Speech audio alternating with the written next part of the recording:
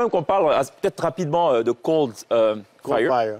C'est le premier titre de cet album qui a été produit en clip, en feat avec Capleton, chanteur, faiseur de dancehall, reggaeman jamaïcain, plus connu aussi sous l'appellation ou le pseudo de Fireman, de King Shango ou encore de Prophet.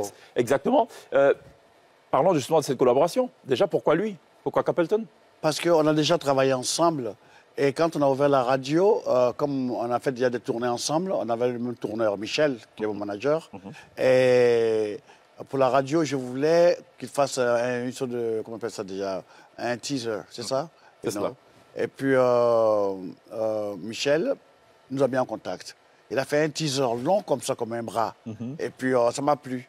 Et quand je voulais faire ce featuring-là, on a fait de la chanson au studio avec Serge et tout le Jiggy et toute la famille. Et puis, on a trouvé que quelque chose manquait. Je ne voulais pas être seulement l'Alpha Blondy qui chante jusqu'à la fin. Donc, je voulais une intervention. Donc, j'ai pensé à Capleton. J'en ai parlé à Michel, qui était en Jamaïque. Et puis, Michel a dit ça à Capleton. Il a dit OK. On lui a envoyé le fichier. Et puis, il a déchiré. Vous vous connaissiez avant cela? Oui, on se connaît au téléphone vraiment. Mais on a le même tourneur. OK. C'est une petite famille. C'est cela.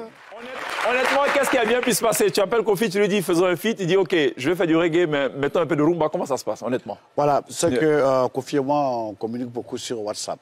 OK. Moi, j'aime partager les blagues. OK, j'aime rire. Et puis, comme ça, Kofi, j'ai dit à Kofi, il faut qu'on fasse quelque chose. You know? Puis il m'a dit, mais justement, qu'est-ce que tu en penses? J'ai dit, mais c'est une très bonne chose. D'ailleurs, j'ai une chanson que je vais t'envoyer, et puis tu verras ce que tu vas faire. Il va falloir que tu le rumbatises, OK? Il m'a dit, OK, il faut envoyer. On lui a envoyé le fichier, et puis il a pondu ça. C'est lui qui a fait ce qu'on appelle ça là. Ce mix? Ce mix. Ce cocktail?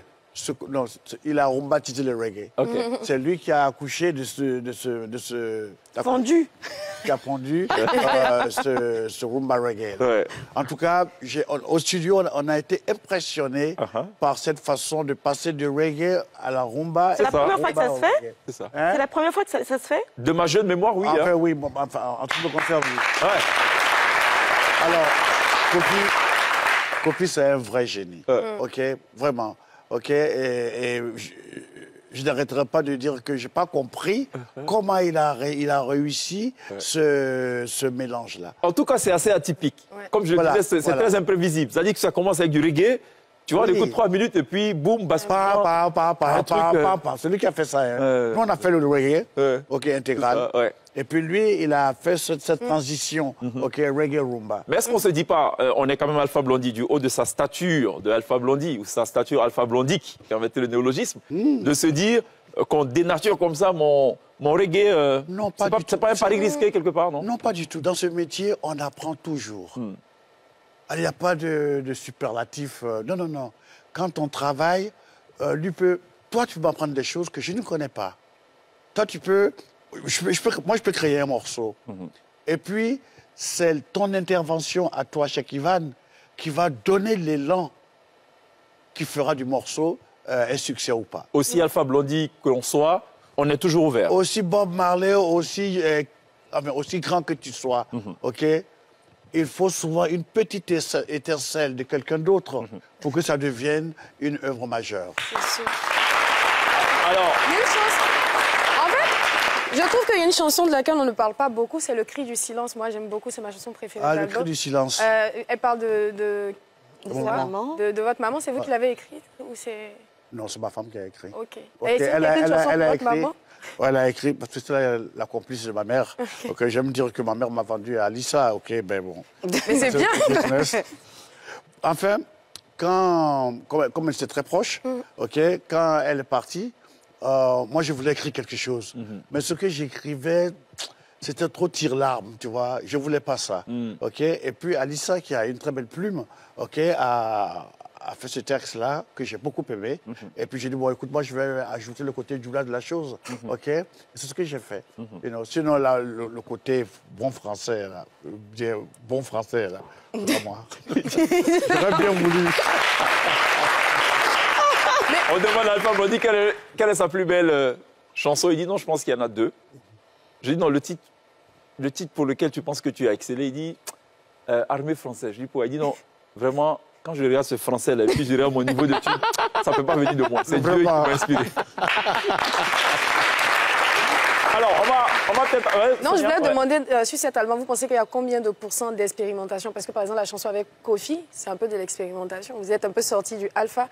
Donc, si on devait vous demander, vous pensez que vous êtes sorti du alpha à combien de pourcents sur l'album? Je ne saurais le dire. Tu sais, dans ce métier, comme je dis, on découvre toujours d'autres choses. OK? Plus on avance, on a envie, par exemple, j'ai vu Cheikh Ivan chanter la chanson de Jeff Sabi, OK?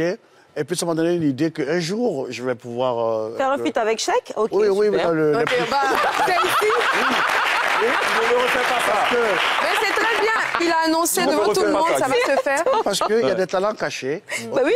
Quand il a chanté Lucien Pado, je vais dire, attends, t'es pas bêté par hasard, tellement c'est bien chanté. Donc, il y a dans ce métier... Mais il a chanté aussi une de vos chansons, vous l'avez vu? Oui, en effet, en effet. Mais moi, je suis plutôt... pour les autres. Pour les autres. Voilà, pour les autres. Parce que là, vraiment, il a fait fort. OK? Et dans ce public assis ici, si on tendait un micro, on serait surpris de découvrir des talents cachés. Et très souvent, les gens qui ont les grands talentueux, ils ne savent pas. OK? Et puis, tu lui donnes comme ça, et puis il déchire, tu dis, mais attends, est-ce que tu sais que tu peux vendre? You know? Donc, nous sommes dans ce monde-là comme ça, dans ce métier.